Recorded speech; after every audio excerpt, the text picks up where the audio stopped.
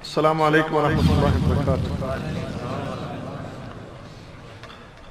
الحمد للہ رب العالمین، والصلاة والسلام علی رسولہ الکریم وعلی آلہ وصحبہ اجمعین، وبعد۔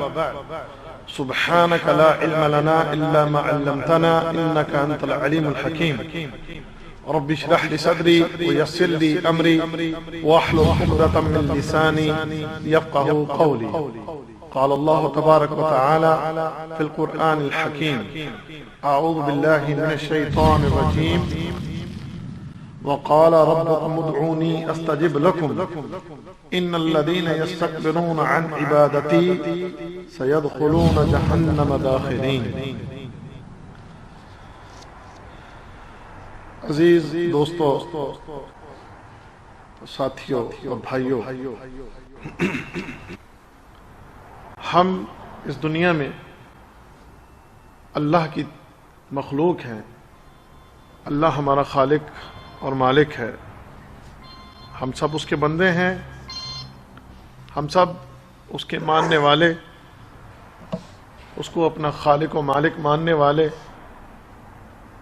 وہ ہمارا رب ہے، وہ ہمارا پروردگار ہے، وہ ہمارا مالک ہے۔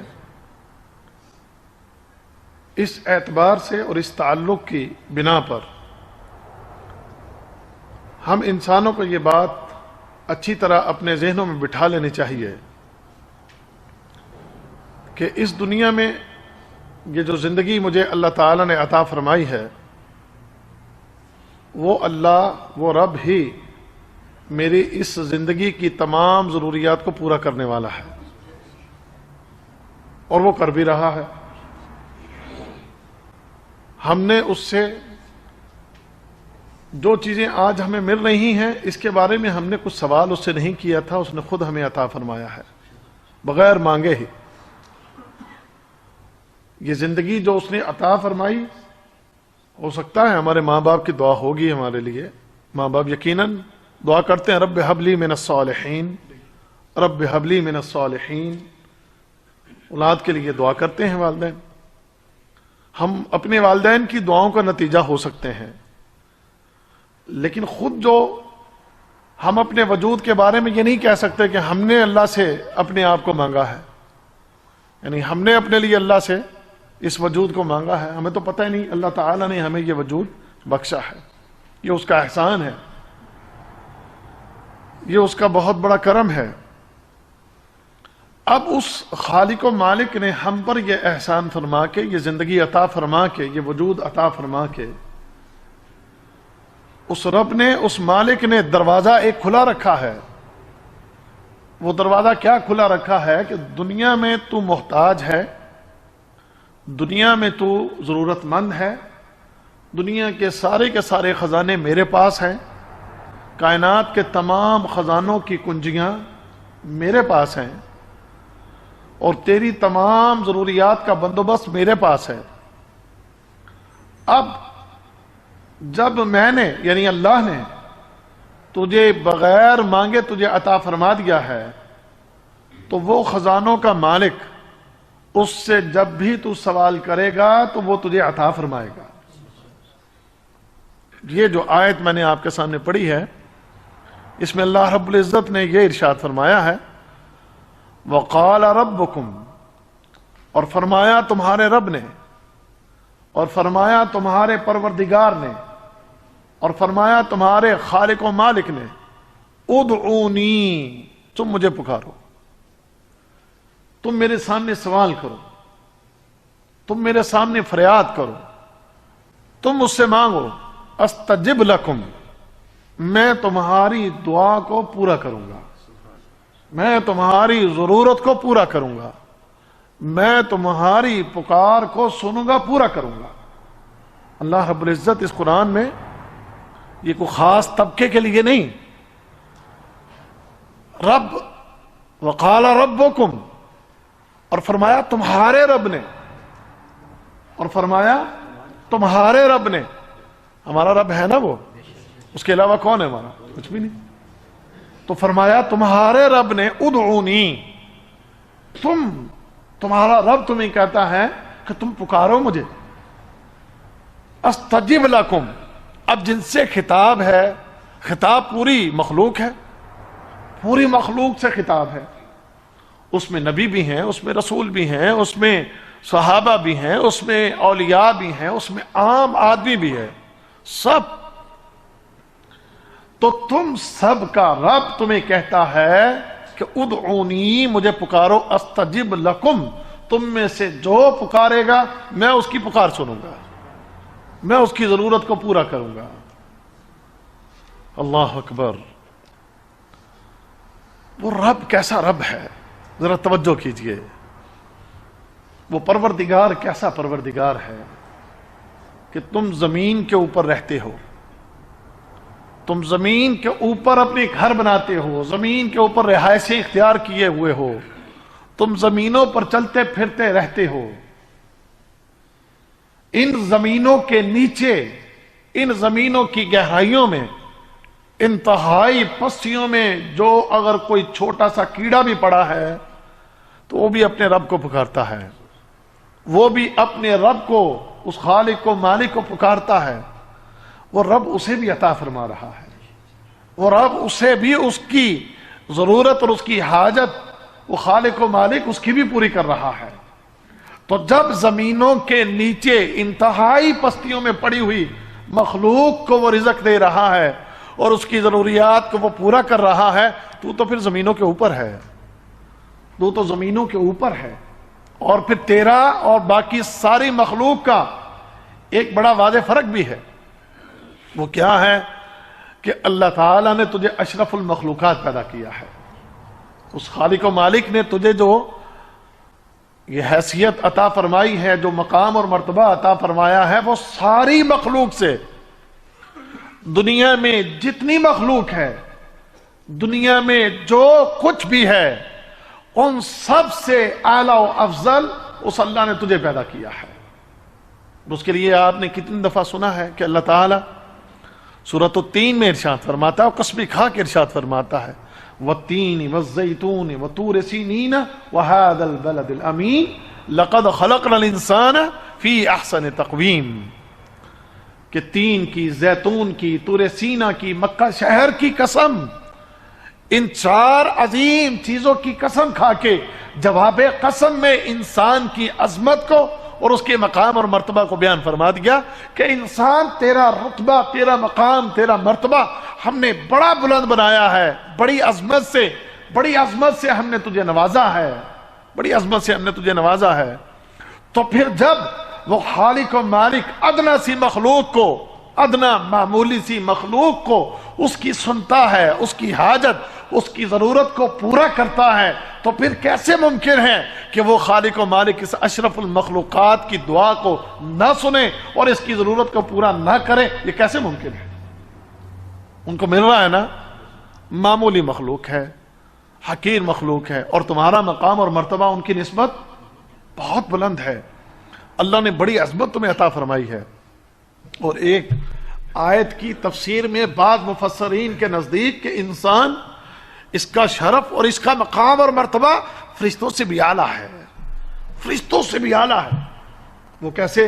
جیسے قرآن میں اللہ رب العزت نے فرمایا نا، ان الذین آمنوا وعملوا الصالحات اولئک هم خیر البریہ، وہ لوگ کہ جو ایمان لاتے ہیں اور نیک عمل کرتے ہیں، وہ لوگ جو ایمان لاتے ہیں اور نیک عمل کرتے ہیں، اولئک هم خیر البریہ، میں نے دنیا میں جو کچھ پیدا کیا ہے، جتنی مخلوق ہے، فرشتے بھی مخلوق ہیں نا، فرشتے بھی مخلوق ہیں، جو اللہ تعالیٰ نے انہیں مقام اور مرتبہ دے رکھا ہے، جو اللہ تعالیٰ نے انہیں دنیا میں طاقت اور قوت عطا فرما رکھی ہے کائنات میں، جو اللہ تعالیٰ نے ان کو نور سے انہیں پیدا فرمایا ہے، خالق نے، مالک نے جیسے ان کی تخلیق کر رکھی ہے، ذرا اس میں اگر آپ غور کریں، آپ کی اور ہماری اس انسان کی پیدائش کس چیز سے ہوئی ہے؟ کس چیز سے ہوئی ہے؟ مٹی سے ہوئی ہے نا۔ اور کس سے پیدا ہوئے ہو؟ مٹی سے پیدا ہوئے ہو۔ اچھا، مٹی کے بعد تیری تخلیق کا، اس کے بعد جو اللہ نے سلسلہ چلایا ہے، کس چیز سے ہے؟ اس کے بعد حقیر پانی سے. اس کے بعد تیرا سلسلہ جو چلا ہے وہ حقیر پانی سے چلا ہے. تیری تخلیق اس پانی سے چلی ہے کہ جو پانی جب جسم سے نکل آئے تو غسل واجب ہوتا ہے. پھر کیا ہوتا ہے؟ پھر غسل واجب ہوتا ہے. تجھے غسل کرنا ہوتا ہے. وہ قطرہ نکل آئے پانی کا، وہ حقیر پانی کے جس کے نکلنے سے تیرے اوپر غسل واجب ہو جاتا ہے اور تیرے کپڑوں پہ لگا ہو، تیرے جسم پہ لگا ہو، اس کو دھوتا ہے. کراہت محسوس کرتا ہے، اسے کراہت محسوس کرتا ہے کہ یہ ناپاک ہے. ہم اس کو ناپاک کہتے ہیں، اگرچہ اس کے حوالے سے مفسرین کا اور محدثین کا کہنا کچھ اور ہے، میں اس بحث میں نہیں پڑتا. تو ہم اس کو دھوتے ہیں، ہم اس کو اپنے جسم سے صاف کرتے ہیں، نکل آئے تو پھر اپنے غسل کرتے ہیں. ایسا پانی، اس سے یہ انسان پیدا ہوا ہے. اور فرشتہ کس چیز سے پیدا ہوا ہے؟ نور سے. نور سے اللہ نے انہیں نور سے پیدا فرمایا ہے. نوری مخلوق، اور ایسی مخلوق کہ نہ کوئی گناہ کرے، نہ نافرمانی کرے، نہ فحاشی، نہ بے حیائی، نہ اللہ کی نافرمانی، کوئی گناہ نہیں، کوئی جرم نہیں، کوئی غلطی نہیں، کوئی برا کام نہیں. بلکہ اللہ ان کی تعریف فرماتا ہے، فرمایا یفعلون ما یؤمرون، جو میں آرڈر کر دیتا ہوں وہ کرتے ہیں بس. لا یعصون اللہ ما امرہم، اللہ انہیں جو آرڈر کر دیتا ہے وہ نافرمانی نہیں کرتے. یعنی کہ فرشتوں کی تعریف اللہ کرتا ہے.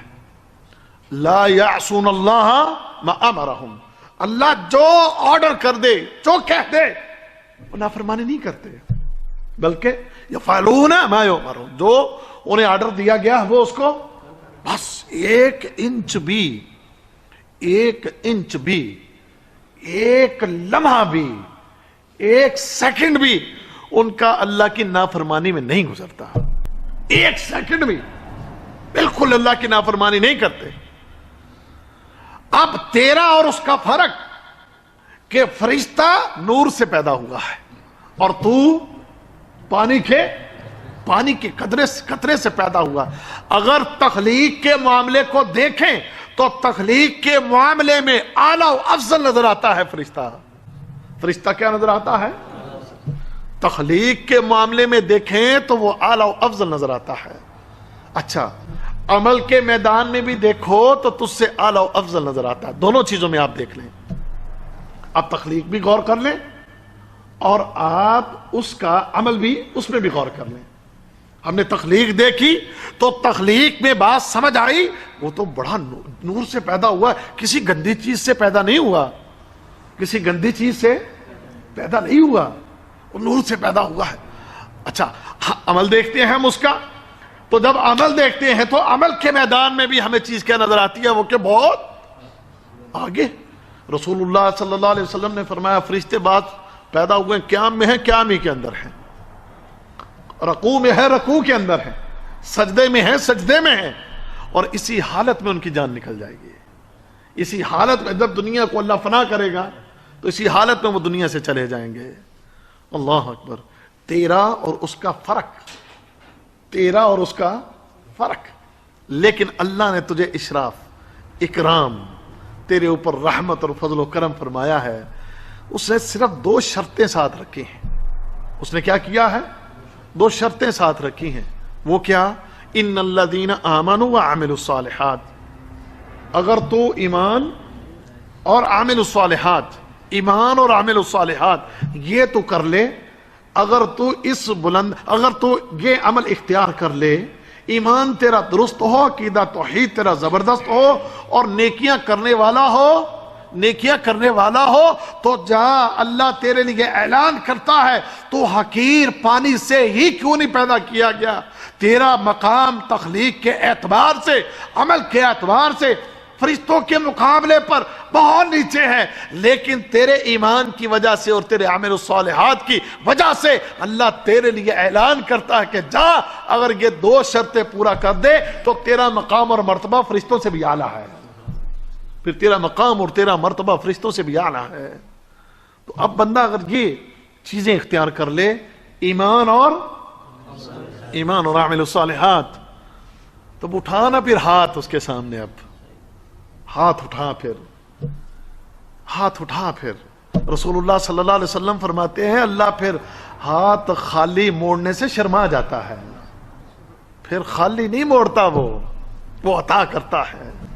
ہم کہتے دعا پوری نہیں ہوتی، پتہ نہیں جی کھپ چلے ہیں، مشکلیں، پریشانیاں، بیماریاں، تکلیفیں، مسائل حل نہیں ہوتے ہیں۔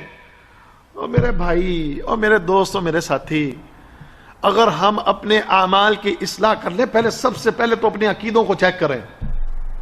سب سے پہلی چیز اپنے عقیدوں کو دیکھیں کہ کہیں ہمارے عقیدوں میں خرابی تو نہیں ہے کہیں، اور کہیں ہمارے عقیدوں کے اندر تو معاملہ نہیں گڑبڑ، کہیں عقیدوں کے اندر تو کسی جگہ پر کوئی رکھنا نہیں، کوئی غلطی تو نہیں، پہلے اس کو دیکھیں۔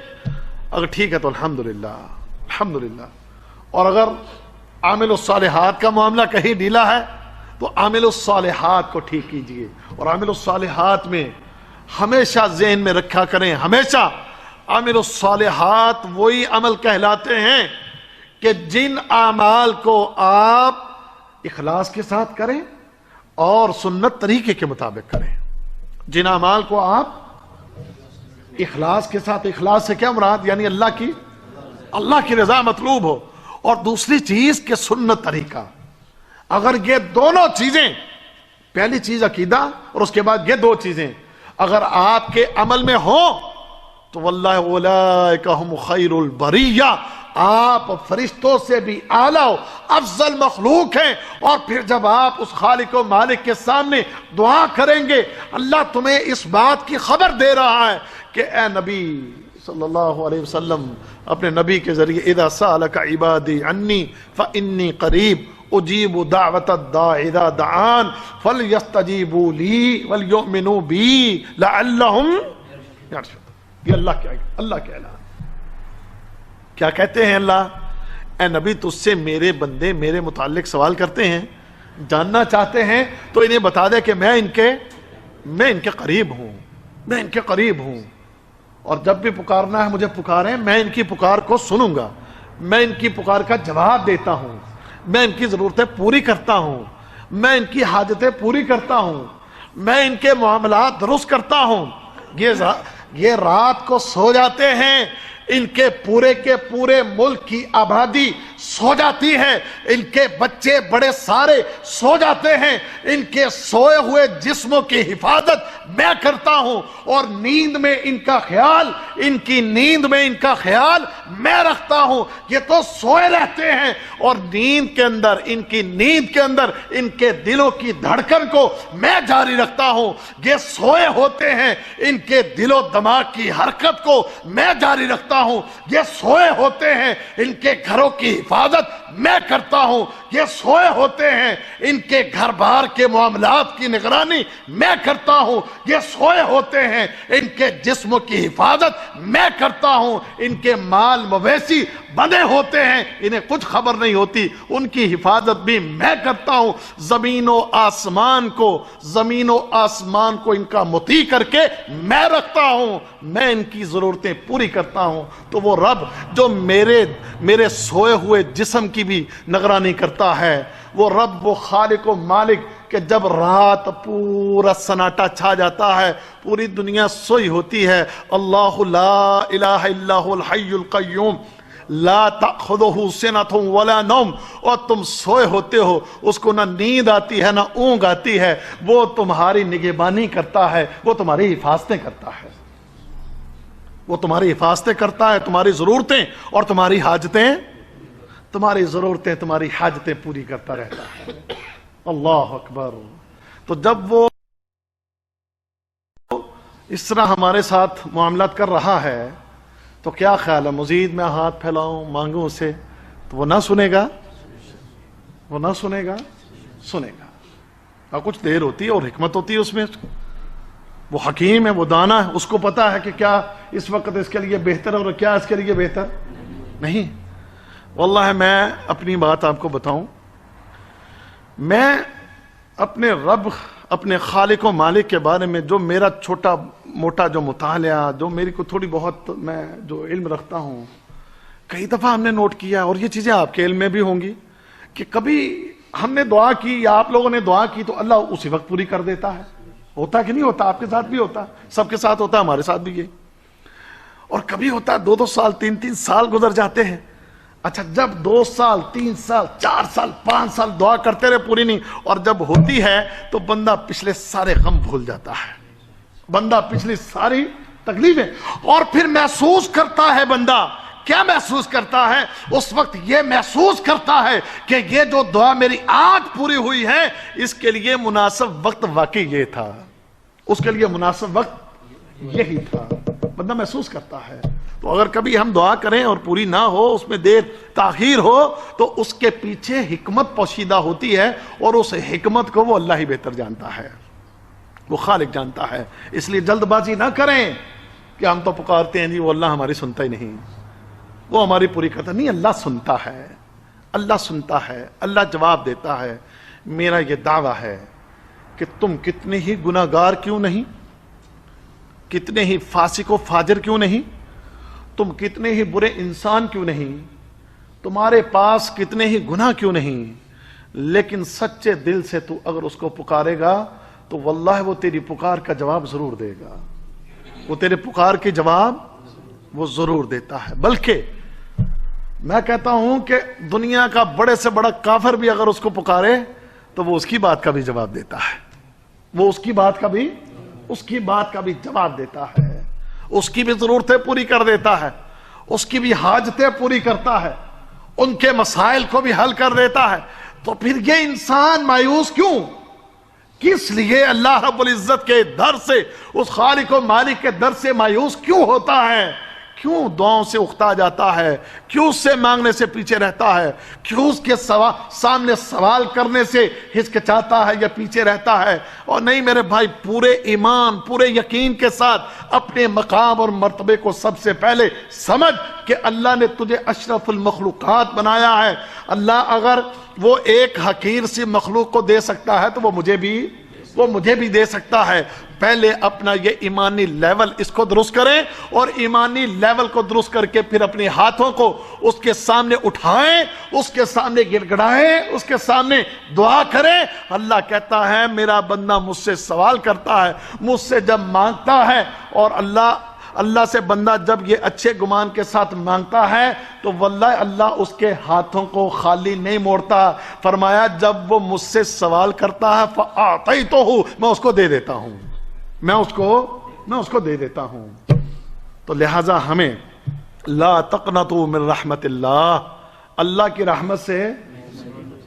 رحمت سے کبھی مایوس نہ ہو. اسی طرح سمجھ لیں، آپ جب کسی اپنے مدیر، کسی کفیل یا کسی اپنے بڑے کے ساتھ بات کرتے ہیں کچھ لینے دینے کے لیے، تو کیوں کرتے ہیں؟ جب وہ آپ کے سامنے ہے تو آپ ضرورت مند ہیں تو آپ اس لیے کرتے ہیں یہ میری بات سنتا ہے اور میری ضرورت پوری کر سکتا ہے، یہ میری بات کو سنتا اور میری ضرورت کو، ایک گمان ہوتا ہے تبھی کرتے نا. آپ کا کفیل ہے، آپ کا بڑا ہے، آپ کا کوئی آفیسر ہے، کچھ بھی ہے، آپ اس کے سامنے اپنی حاجت رکھتے ہیں، اس کے پیچھے آپ کی سوچ ہوتی ہے کہ یہ میری بات کو پورا سن رہا ہے، اور دوسرا ملنے کی امید ہے.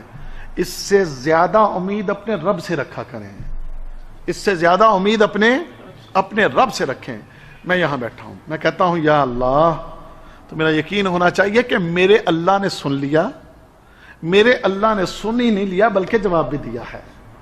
میرے اللہ نے نہ صرف سنا ہے بلکہ اس کا جواب بھی دیا ہے میرے اللہ نے، میرے خالق و مالک. اچھا جب مجھے یہ یقین ہوگا تو پھر میں اب اپنی فریاد اس کے سامنے رکھوں، اب میں اس کے سامنے سوال کروں، اب میں اس سے مانگوں، اب میں اس کے سامنے اپنی خواہشات، اپنی ضروریات، اپنی حاجتیں بیان کروں اس کے سامنے، اس خالق و مالک کے سامنے، اس ایمان اور یقین کے ساتھ کہ اس نے سن لیا ہے.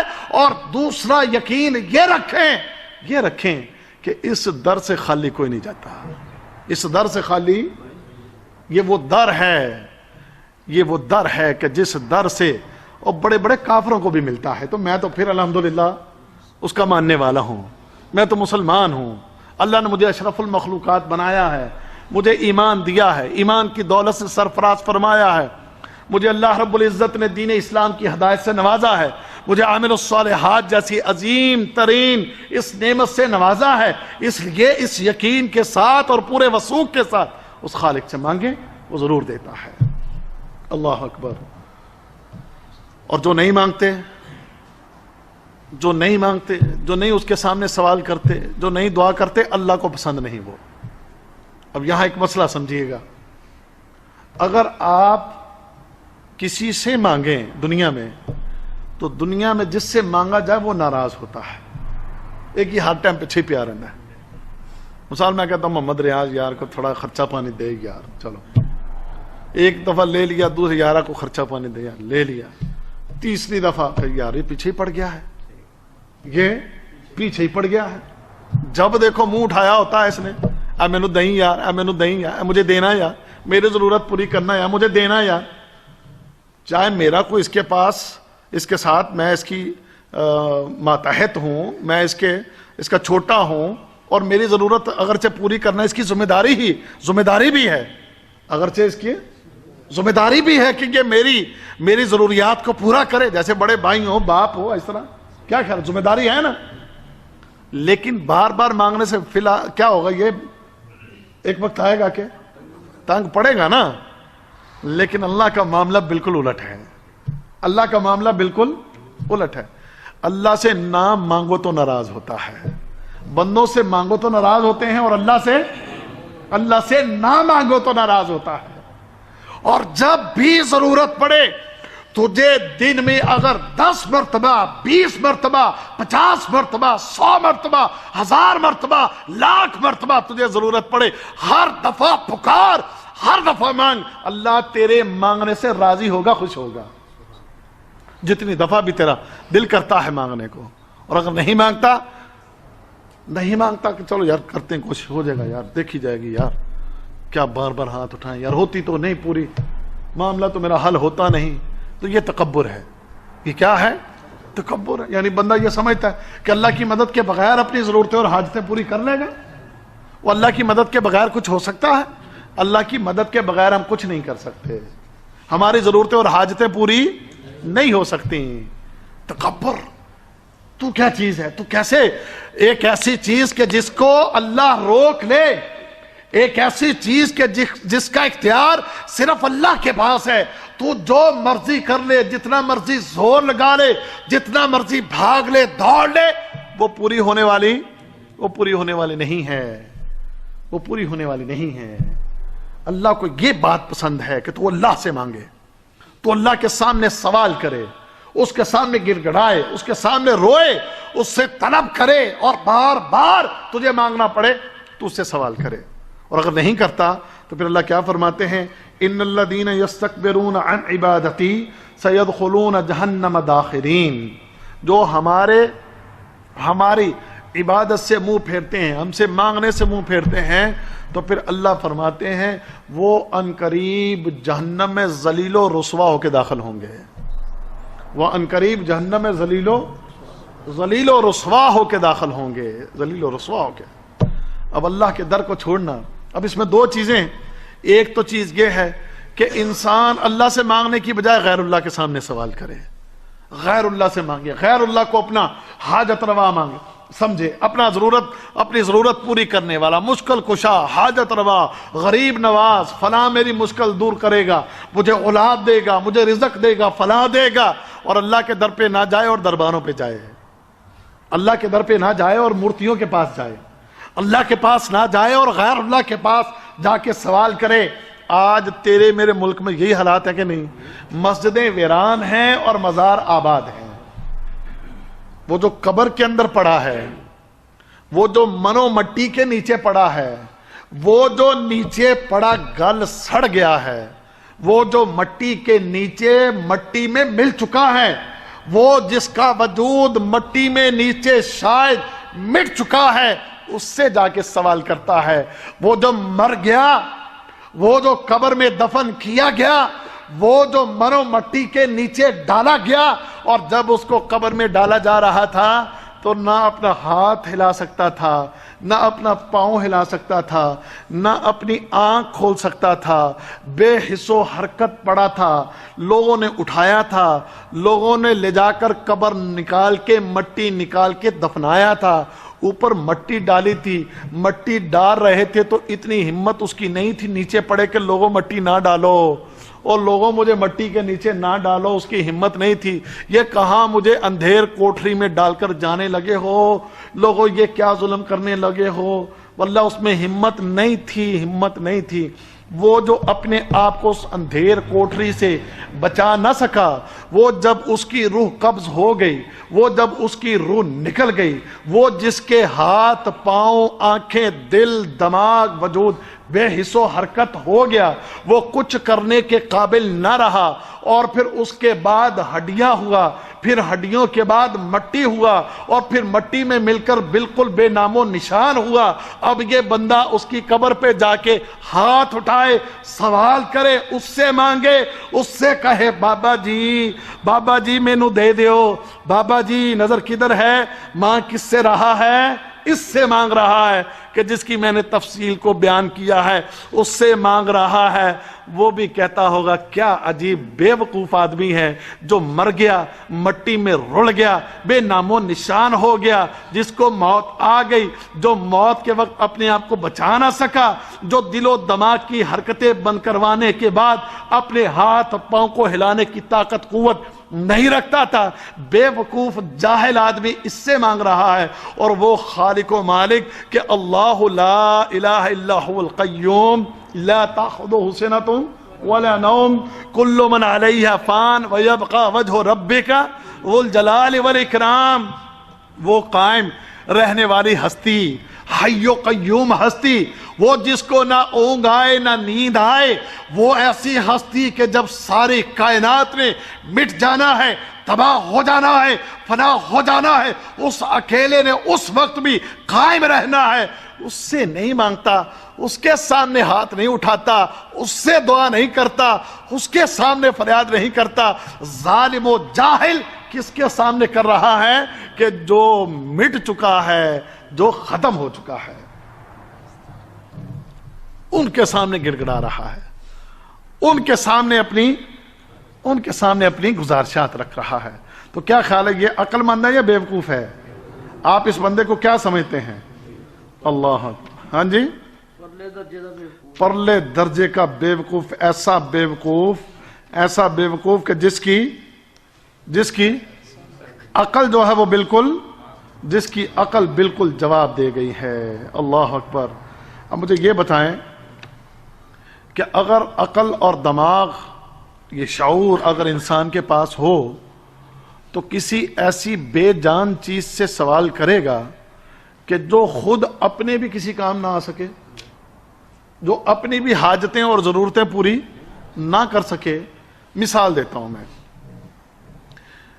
محمد ریاض مالدار آدمی ہے، صحت مند آدمی ہے، اب یہ کسی فقیر سے کہے کہ میری ضرورت پوری کر دو، کسی فقیر سے کہے، کسی کمزور سے کہے، کسی بیمار سے کہے، کسی ایسے انسان سے کہے کہ جس کا اپنا خانہ بالکل خراب ہے، وہ بیمار پڑا ہے، وہ اس سے مالی طور پر بھی بالکل کمزور ہے، یہ اپنی کوئی حاجت اس کے سامنے رکھے، لوگ کہیں گے یار بیوقوف ہے، مانگنا تو کسی سے اپنے سے اوپر والے سے مانگ، کہ جس کی حالت تجھ سے بہتر ہے اس کے سامنے سوال کر، تو مانگ اس سے رہا ہے۔ جیسے ہمارے ایک مثال ہے چوروں کو پڑ گئے مور، ہمارے ایک مثال ہے چوروں کو، یہ ہماری حالت ہو۔ اللہ اکبر۔ انسان اس چیز میں غور کرتا ہے، اس چیز میں بڑا غور کرتا ہے، بڑی فکر کرتا ہے، ہمیشہ ان چیزوں میں بڑی توجہ کے ساتھ، بڑے غور کے ساتھ، کسی کے ساتھ لینا دینا مانگنا، ان چیزوں میں خیال کرتا ہے کہ کس طریقے سے بات کرنا ہے، انسان کی سامنے والے کی کیا حیثیت ہے، یہ ساری خبریں انسان رکھتا ہے۔ لیکن یہاں رب کے بارے میں، خالق و مالک کے بارے میں اور قبر والے کے بارے میں، ان دونوں کے درمیان میں فیصلہ کرنے میں کیسی کیسی بے وقوفی اور حماقتیں کر جاتا ہے، کیسی کیسی بے وقوفی اور حماقتیں۔ یہ حماقتیں ہی ہیں کہ آج ہمارے لوگ آج ہماری خواتین، آج ہمارے بچے کہاں پر نظر آتے ہیں؟ وہ درباروں مزاروں پر نظر آتے ہیں. اور مسجدیں جو ہیں وہ الا ماشاء اللہ، شاید ہی کوئی مسجدیں ہوں گی کہ جو بھری ہوں، شاید ہی کوئی مسجدیں ہوں گی کہ جن مسجدوں میں صفیں نمازیوں سے بھری ہوں. لیکن دربار مزار پہ جاؤ تو وہاں پر آپ کو جناب مرد بھی ملیں گے، خواتین بھی ملیں گی اور بچے بھی ملیں گے، اور وہاں دعائیں کر رہے ہیں، وہاں فریادیں کر رہے ہیں، اپنی حاجتیں، اپنی ضرورتیں ان کے سامنے رکھ رہے ہیں. تو ان بے وقوفوں کو، ان جاہلوں کو سوچنا چاہیے، ذرا اپنی عقل سے اور اپنے دماغ سے کام لینا چاہیے کہ مانگو اس سے جو حی و قیوم ہے، مانگو اس سے جس سے اونگ نہیں آتی، مانگو اس سے جس کو نیند نہیں آتی، مانگو اس سے جس نے فنا نہیں ہونا. اس سے سوال کرو. تم کن سے سوال کر رہے ہو؟ جو فنا ہو کے دنیا سے جا چکے اور مٹی میں مل چکے ہیں، ان کے سامنے فریادیں کرتے ہو. تو پھر اللہ کا ان کے لیے بھی یہ اعلان کہ کیا اللہ نے فرمایا سَيَدْخُلُونَ فِي جَهَنَّمَ دَاخِرِينَ، اللہ ان کو پھر جہنم کے اندر ذلیل و رسوا کر کے داخل کرے گا. ایک تو یہ طبقہ ہے، اور دوسرا طبقہ ان لوگوں کا بھی ہے کہ شرک تو نہیں کرتے، غیر اللہ کے پاس نہیں جاتے، لیکن اللہ کے پاس بھی نہیں آتے، لیکن اللہ سے بھی سوال نہیں کرتے، لیکن اللہ کے سامنے بھی اپنے ہاتھ نہیں پھیلاتے، اللہ رب العزت کی عبادت کرنے کو بھی نہیں آتے، تکبر کرتے ہیں، اپنے کام کاج میں بڑے مشغول ہیں، اپنی دنیا داری میں بڑے مشغول ہیں، اپنا مال پانی بنانے کے اندر بہت مشغول ہیں، دنیا کی بھاگ دوڑ میں اتنے مصروف ہیں، اتنے مصروف. ان کے پاس نماز کا وقت نہیں ہے، ان کے پاس اللہ کی عبادت کا وقت نہیں ہے، ان کے پاس اللہ کے سامنے جھکنے کا وقت نہیں ہے. تو یہ کیا ہے؟ یہ تکبر ہے، یہ تکبر ہے، یہ غرور ہے کہ یہ 5 فٹ کا 6 فٹ کا بندہ اپنے آپ کو سمجھتا کیا ہے کہ یہ اس خالق و مالک کے سامنے اس طریقے سے کھڑا ہے، اس کی زمینوں پر رہتے ہوئے اور اس کی دی ہوئی نعمتوں کو استعمال کر کے، اس کی برسائی ہوئی بارشوں سے فائدے اٹھا کے، اس کی بچھائی ہوئی زمین سے فائدے اٹھا کے، اس کی دی ہوئی دن اور رات سے فائدے اٹھا کے اس کے سامنے جھکے نہ، اس کی عبادت نہ کرے. تو یہ سب سے بڑا تکبر کرنے والا، غرور کرنے والا، بے وقوف اور جاہل آدمی، اس کو بھی اللہ رب العزت پھر جہنم میں داخل کرے گا. اس کے لیے بھی پھر جہنم میں داخلے کا اعلان ہے. اب ہماری قوم اس معاملے میں بھی، ایک وہ معاملہ جو میں نے پہلے عرض کیا عقیدے کا، اس میں بھی گڑبڑ آپ کے سامنے ہے. اور معاملہ رہا عقیدہ اگر درست بھی ہے تو نماز پڑھنے میں، اللہ کی عبادت کرنے میں. تم کتنی آبادی والے لوگ، 1.5 ارب مسلمان، پاکستان میں 20-22 کروڑ، ہندوستان میں 25 کروڑ، بنگلہ دیش میں بھی کوئی 15-20 کروڑ. میرے خیال میں پوری دنیا کی مسلم آبادی کا نصف تو یہیں بن جاتا ہے. پوری دنیا کی آبادی کا نصف جو ہے وہ تقریباً کم و بیش، یعنی میں کیلکولیشن کر رہا تھا، یہ تقریباً کوئی 60-65 کروڑ لوگ صرف بر صغیر کے اندر رہتے ہیں مسلمان. صرف 60-65 کروڑ، یعنی ہمارے پاکستان کے آپ 20 کروڑ لگا لو. ہندوستان کے کتنے ہیں؟ 25 کروڑ، 45 کروڑ ہو گئے. اور بنگلہ دیش میں بھی 20 ہیں، 21واں چل رہا ہے. لو جی، کام بڑھ رہا ہے. 65 ہو گئے، 66 ہو گئے، بلکہ کو 65, 66, 70 ہوں گے یہ. تو پوری دنیا میں کتنے ہیں؟ 1 ارب 50 کروڑ. تو 1 ارب 50 کروڑ کا نصف کتنا ہوتا ہے؟ 75 کروڑ. 75 کروڑ ہوتا ہے نا.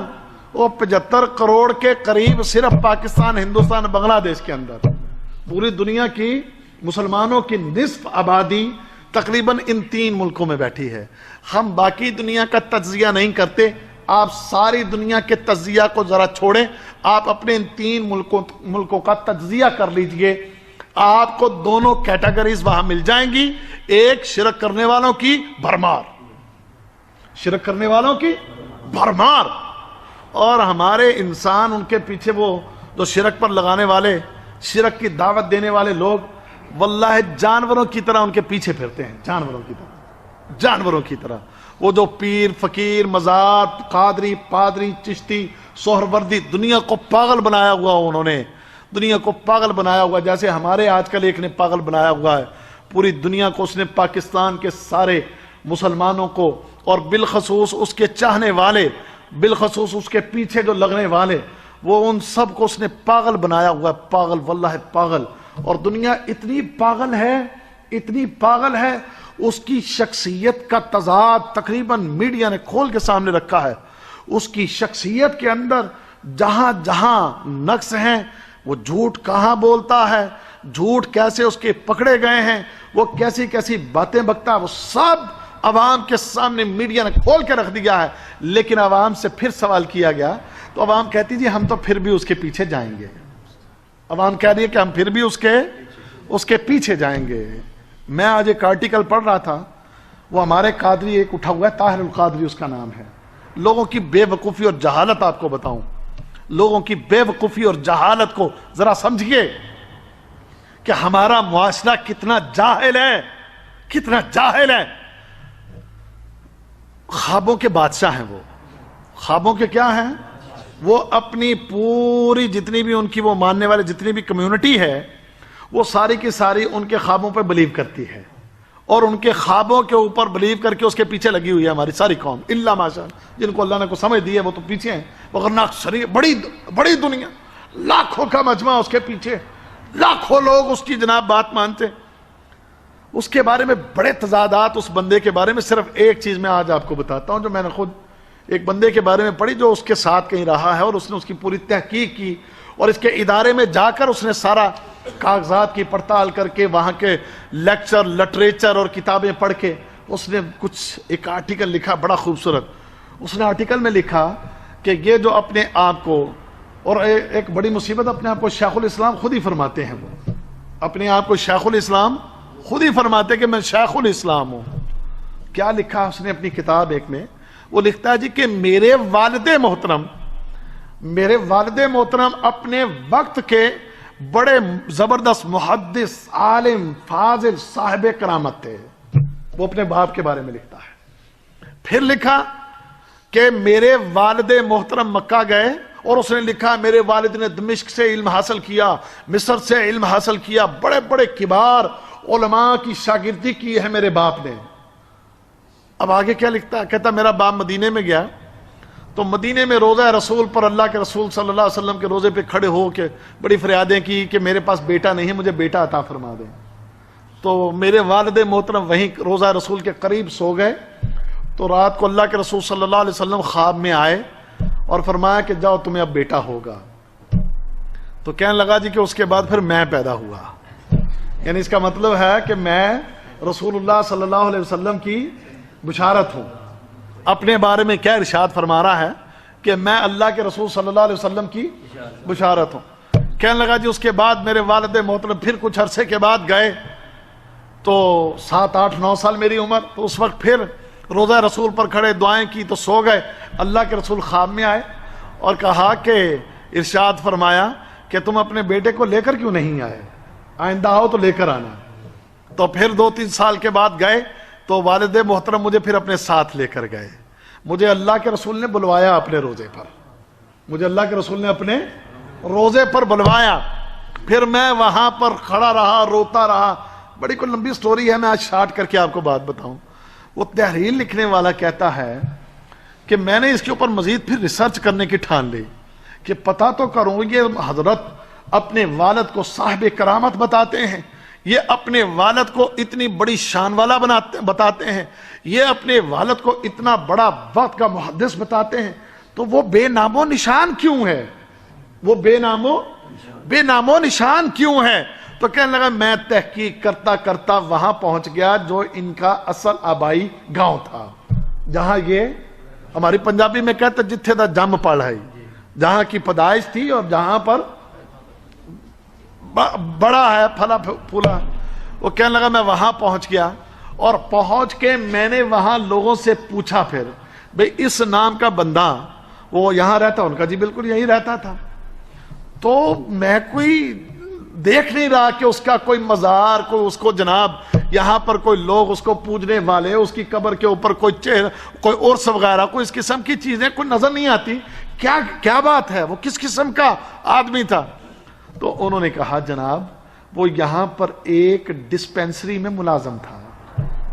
وہ یہاں کی ڈسپینسری میں یہاں کی ڈسپینسری میں ملازم تھا. اتنا جھوٹا بندہ ہے یہ جو آج کل جس کی میں بات سنا رہا ہوں, آج کل بڑا چرچا ہے میڈیا پر. اتنا بڑا جھوٹا آدمی ہے, اتنا بڑا جھوٹا آدمی ہے. یعنی لوگوں نے یہ واضح جھوٹ اس کے پکڑے ہیں, واضح ترین جھوٹ پکڑ کے میڈیا میں نشر کیے ہیں. لیکن آگے کون ہے؟ گائیاں. بالکل آگے کون ہے؟ گائیاں. واللہ گائیاں. یہ حال سچی بات ہے, سچی بات. آپ دیکھیں اس کی عقیدت مندوں سے بات کریں آپ, وہ آپ کے گلے پڑ جائیں گے. حضرت کے بارے میں بات نہ کریں. اتنا بڑا جھوٹا مکار آدمی. اور پھر وہ یورپ ڈنمارک میں بیٹھے ہیں صاحب, اور جناب وہ انگریز عورتیں یہاں بیٹھی ہیں, پیچھے بیٹھی ہیں, تقریر کر رہے ہیں. انہوں نے خطاب فرما رہے ہیں, سامنے والوں کو خطاب فرمایا. بےہودہ عورتوں کے سامنے بیٹھے انٹرویو کر رہے ہیں, بےہودہ قسم کی عورتوں کے سامنے بیٹھ کر گفتگو فرما. کیا جی؟ شیخ الاسلام. کیا ہے؟ شیخ الاسلام ہے. انا للہ و انا الیہ راجعون. یہ کمبخت کہاں سے فتنہ سوار ہو گیا؟ واللہ فتنہ دور حاضر کا, ہمارے ملک کا دور حاضر کا بڑا فتنہ ہے, فتنہ ہے. اس فتنے کا پوسٹ مارٹم بڑا ضروری ہے, تاکہ شاید کسی عقل والے کو بات سمجھ آ جائے. اللہ کرے کسی عقل والے کی بات سمجھ میں آ جائے, اللہ کرے. اللہ اکبر. اتنے جھوٹ. کہتا ٹکٹ لینے کے لیے رسول اللہ صلی اللہ علیہ وسلم کے ٹکٹ کے بارے میں ایک بڑا وہ کلپ موجود ہے, کبھی کہیں گے آپ کو دکھائیں گے, اللہ نے فرصت دی تو واپس آیا تو میں آپ کو دکھاؤں گا وہ کلپ. خواب میں بتا رہا اللہ کے رسول آ گئے, پاکستان آ گئے, اور آپ نے فرمایا کہ طاہر یہاں کے علماء نے مجھے بڑا مایوس کیا, میں یہاں نہیں رہوں گا, میں جا رہا ہوں. مختصر یہ کہ میں اللہ کے رسول کے قدموں میں پڑ گیا, رونے لگا. اللہ کے رسول بالآخر آپ نے شفقت فرمائی اور فرمایا ٹھیک ہے طاہر, میں یہاں رہ جاتا ہوں, لیکن ایک شرط ہے. وہ شرط کیا ہے؟ کہ میں صرف تیرے پاس رہوں گا, تیرے کہنے پر رکا ہوں, تیرے پاس رکا ہوں. پاکستان میں جہاں آؤں گا جاؤں گا, میرے آنے جانے کا ٹکٹ, میرے کھانے پینے کا, میری رہائش کا, اور اس کے بعد مدینہ واپس جانے کا ٹکٹ بھی تیرے ذمہ ہوگا. مدینہ جانے کا ٹکٹ بھی. جاہل آدمی یعنی اللہ کے رسول تیرے محتاج ہیں, اور یہ گستاخی نہیں, یہ گستاخی ہے کہ نہیں؟ اور ظالم طاہر اور محمد کریم نے تو اپنی زندگی میں کبھی کسی کے سامنے سوال نہیں کیا, اور تو یہ کہتا ہے کہ ہاں میں اللہ کے رسول نے ٹکٹ مجھ سے مانگا ہے. اب لوگوں کی عقل ماری گئی ہے کہ نہیں ماری گئی؟ اب یہ پوسٹ مارٹم ہونا چاہیے کہ نہیں ہونا چاہیے؟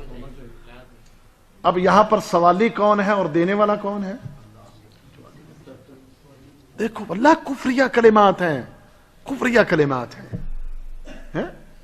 معاذ اللہ, اللہ کے رسول تیرے محتاج ہیں ظالم.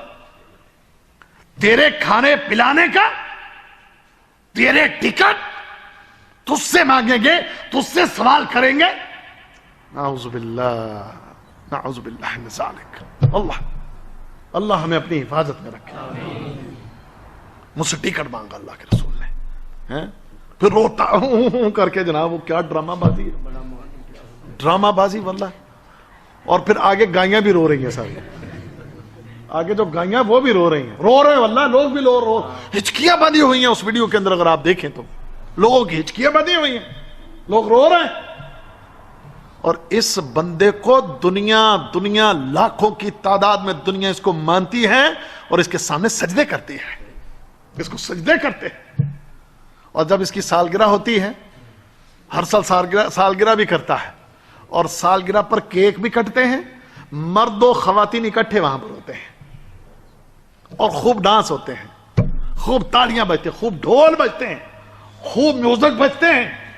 اور ہماری عوام اس کو شیخ الاسلام, اس کو پروفیسر, اس کو ڈاکٹر, اس کو اسلام کا علمبردار, اس کو اسلام کا دین کا محافظ, اس کو دین کا بہت بڑا داعی, اس کو دین کا بہت بڑا مبلغ, اس کو دین کا بہت بڑا علامہ, پروفیسر, ڈاکٹر, شیخ الاسلام, یہ ساری کی ساری صفات اس کے نام کے ساتھ لگائی ہوئی ہیں.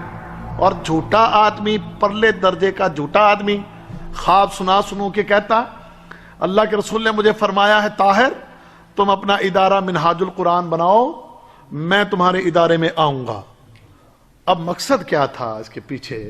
اس کے پیچھے مقصد یہ تھا اللہ کے رسول نے ادارہ بنانے کا حکم دیا ہے، تو اب تم میں کون ہے جو اللہ کے رسول کے حکم پر اس ادارے کے لیے فنڈ دے گا؟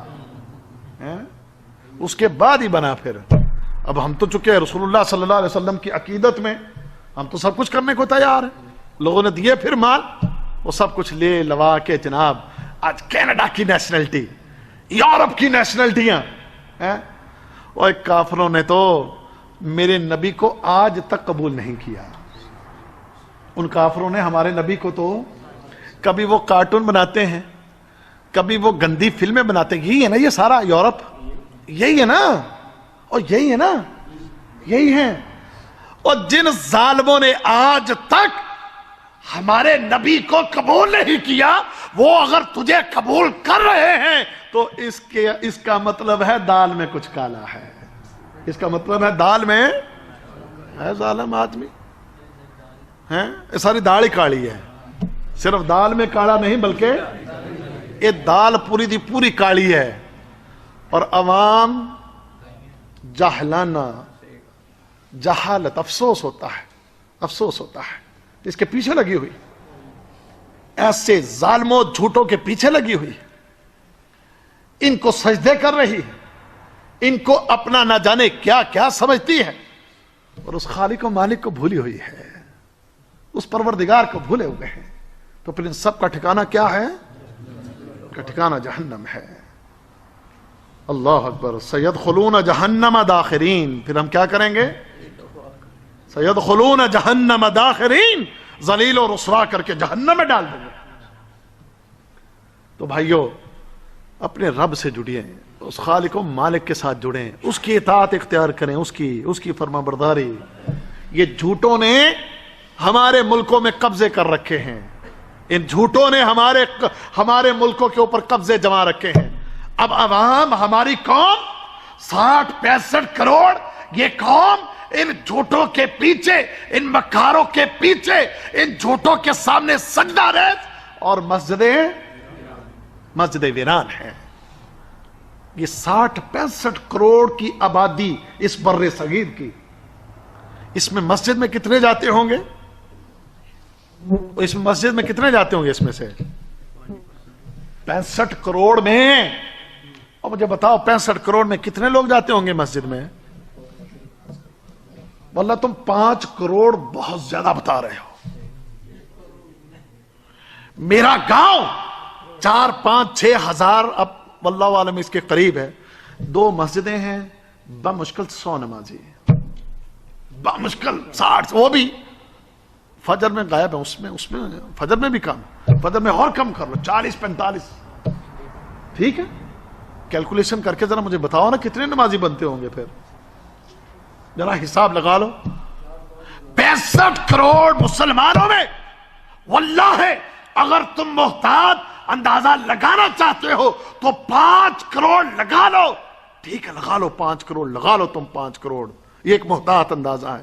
5 کروڑ ہی ہوں گے شاید کہ جو اس کی عبادت کرتے ہوں گے، جو اس کے سامنے جھکتے ہوں گے، جو اس سے مانگتے ہوں گے. اور 60 کروڑ، تیرا 60 کروڑ ایسے جھوٹوں کے پیچھے ہے. تیرا 60 کروڑ ایسے جھوٹوں کے پیچھے ہے، ایسے جھوٹے اور مکار لوگوں کے پیچھے ہے، جن کے جھوٹ واضح ہیں، جن کے جھوٹ پکڑ لیے گئے، سامنے آ چکے، ایکسپوز ہو چکے، بے نقاب ہو چکے، لیکن پھر بھی ہماری عوام ان کے پیچھے ہے. اور کس کے در کو چھوڑا ہوا ہے؟ اللہ اکبر. دیکھو انسانوں کا ظلم، دیکھو انسانوں کا ظلم دیکھو. اللہ تعالی ہم سب کو سمجھ عطا فرمائے. تو پھر جب یہ لوگ اس طرح کر رہے ہیں تو پھر ٹھکانہ کیا ہے؟ سیدخلون جہنم داخرین. پھر اللہ ان کو ذلیل و رسوا کر کے جہنم میں ڈال دے گا کہ جنہوں نے ہماری عبادت سے کیا کیا ہوا ہے. اللہ اکبر. تو اللہ تعالیٰ ہم سب کو سمجھ عطا فرمائے. میرا یہ پروگرام آج آپ بھائیوں کی نصیحت کے لیے، ایک تو یہ کہ خالصاً اللہ کی رضا کے لیے اللہ کی عبادت کریں، اسی سے مانگیں اور اس پر پورا ایمان رکھیں، پورا یقین رکھیں، پورے بھروسے کے ساتھ. اور دوسری چیز، عقیدہ ٹھیک رکھیں اور کبھی مایوس نہ ہوں، کبھی مایوس نہ ہوں، کبھی سستیاں نہ کریں، اس کی عبادت میں کبھی سستیاں نہ کریں. اور بندہ جس کے پیچھے لگتے ہو کہ جو تمہیں تبلیغ کرتا ہے، ہمیشہ اس کا بیان دیکھو کتاب و سنت کے مطابق ہے یا اپنی پرسنالٹی کو اجاگر کرنا، یا اپنی شان بیان کرنا، یا اپنے آپ کو اونچا کرنا، یا اپنے کو مقاصد حاصل کرنا. یہ چیزیں نوٹ کیا کرو، ان چیزوں کے اندر غور اور فکر کیا کرو. اگر کوئی بندہ صرف اور صرف تمہیں یہ کہتا کہ اللہ اور اللہ کے رسول صلی اللہ علیہ وسلم کے پیچھے چلو، کوئی بھی ہے، وہ پاکستان میں ہے، ہندوستان میں ہے، بنگلہ دیش میں ہے، کہیں بھی ہے اور کوئی بھی ہے، اس کے پیچھے لگو، اس کی بات کو سنو، اس کی بات میں غور اور فکر کرو اور اس کے کہنے کے مطابق عمل کرو، اس کی تحقیق بھی کرو. کتاب و سنت بیان کرتا ہے تو اس کے حوالے مانگو، اس سے حوالے مانگو، اس سے بات کرو، اس سے پوچھو. اور اگر وہ حوالے دے، آپ کی تسلی کرائے اس کے پیچھے، اور پیچھے بھی اس طرح کہ اس کو خدا نہیں بنا لینا، اس کی پوجا شروع نہیں کر دینی. عالم ہے، احترام ہے، کوئی بات نہیں، احترام کریں، احترام علماء کو ہونا چاہیے. اللہ اکبر. لیکن جو اس طرح کا ہو، بناوٹی قسم کا، لوٹا، جھوٹ بولنے والا، لوگوں کو دھوکے دینے والا، لوگوں کے ساتھ جناب دغا کرنے والا، فریب کرنے والا، وہ بالکل واضح طور پر اللہ تعالیٰ وہ ساری ان کی جو شکلیں ہوتی ہیں نا، اللہ واضح کر دیتا ہے. الحمدللہ، الحمدللہ، اللہ کا احسان ہے. تو اللہ تعالیٰ ہم سب کو سمجھنے کی اور عمل کرنے کی توفیق عطا فرمائے. اللہ ہمیں اخلاص عطا فرما دے. اللہ تعالیٰ ہمیں اپنے دین پر عمل کرنے کی توفیق عطا فرمائے. وآخر دعوانا ان الحمدللہ رب العالمین.